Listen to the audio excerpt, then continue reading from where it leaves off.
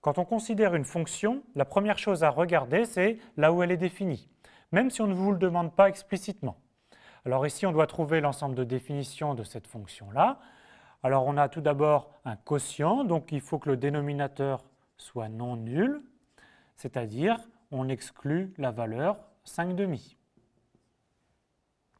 Ensuite, on a une racine carrée. Donc le terme sous la racine carrée, 2 plus 3x sur 5 moins 2x, doit être positif ou nul. Alors on va dresser le tableau de signes de cette fonction. Alors en fait, il faut que 2 plus 3x et 5 moins 2x soient du même signe, soit tous les deux positifs, soit tous les deux négatifs pour que le quotient soit positif. Alors le tableau de signes de 2 plus 3x, il s'annule en moins 2 tiers, et donc il est négatif puis positif.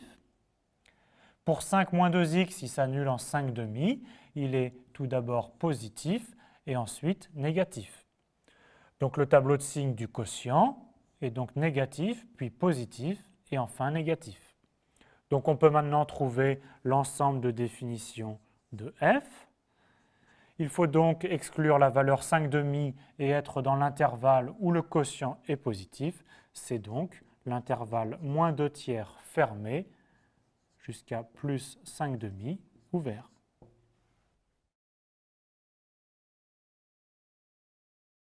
La fonction g qui est égale à racine de x carré moins 2x moins 5 est définie pour toutes les valeurs x où moins 2x moins 5 est positive. Donc on a ici affaire à une équation du second degré. On peut trouver les zéros de cette équation qui sont x1 égale 1 moins racine de 6 et x2 égale à 1 plus racine de 6. Le graphe de cette fonction carrée est la suivante. Elle s'annule donc en x1 et en x2, et donc est positive avant x1 et positive après x2. Et donc, la fonction g est définie là où x carré moins 2x moins 5 est positif ou nul. Elle est donc définie sur l'union de deux intervalles, moins l'infini jusqu'à x1, donc moins l'infini jusqu'à 1 moins racine de 6, inclus racine de 1 moins racine de 6, union 1 plus racine de 6 jusqu'à plus l'infini. Pour la fonction h de x définie par log de 4x plus 3, on a besoin que 4x plus 3 soit strictement positif. Et donc, l'ensemble de définitions de la fonction h est donc l'intervalle ouvert moins 3/4 plus l'infini.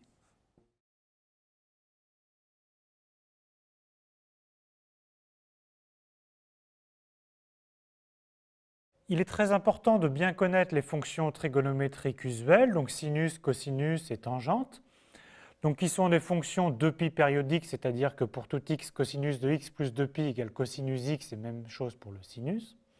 Et la relation fondamentale, cosinus carré x plus sinus carré x égale 1, ce qui fait qu'on peut représenter le sinus et le cosinus sur le cercle trigonométrique. Pour un angle x, on lit le cosinus en abscisse et le sinus en ordonnée. Il faut aussi bien connaître le graphe de sinus x en rouge, donc qui s'annule en 0 et qui est bien sûr compris entre moins 1 et plus 1, et le graphe de cosinus en bleu.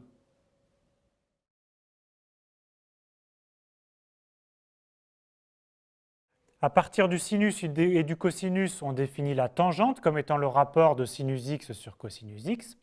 C'est une fonction qui est définie partout où le cosinus ne s'annule pas et qui est pi périodique. Donc voici le graphe en rouge de la fonction tangente. On remarque qu'elle n'est pas définie en moins pi sur 2, pi sur 2, 3pi sur 2, etc., qui correspondent aux valeurs où le cosinus s'annule. Et on remarque aussi des asymptotes verticales en ces valeurs.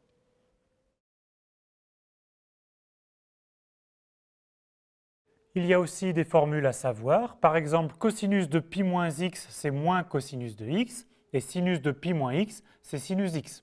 C'est des choses qu'on mémorise facilement sur le cercle trigonométrique en notant l'angle ici x et l'angle pi moins x, qui est l'angle supplémentaire. On a aussi les formules cosinus pi sur 2 moins x égale à sinus x, et sinus de pi sur 2 moins x égale cosinus x. Donc le cosinus et le sinus sont échangés.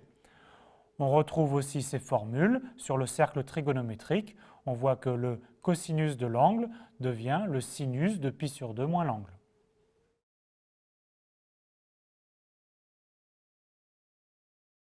il est très important de connaître et savoir manipuler les formules avec cosinus et sinus.